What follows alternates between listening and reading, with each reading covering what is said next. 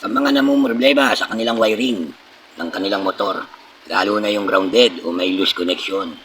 Mas mainam mga boss na magpalit na kayo ng buong harness, lalo na't may katagalan na ang inyong wiring. Para mawala ang stress ninyo, lalo na sa gabi saka pa magluloko ang inyong mga connection, nawawala ang headlight or napupundi, sumasabay sa pagpindot ng flasher ang headlight, at laging pumuputok ang fuse. Nagluloko ang inyong flasher, pati ang stoplight, ganun din ang park light. Kaya mga boss, simpleng problema ay huwag na ninyong palalain pa. Ang tips ko sa inyo, ay magpalit na kayo ng buong harness. Kaya mga boss na nakikita ninyo, ay 10 lamang ang ating harness wire ng Honda. Bakit Honda ang pinili ko? Kasi mga boss, ang Honda po kasi ay color coding halos lahat ng China Motors. Ng Rusi, ng Skygo, ng Euro, ng Motopost, ng Motorstar. Kaya yung Honda ang ating pinili. Na sample dito sa ating video.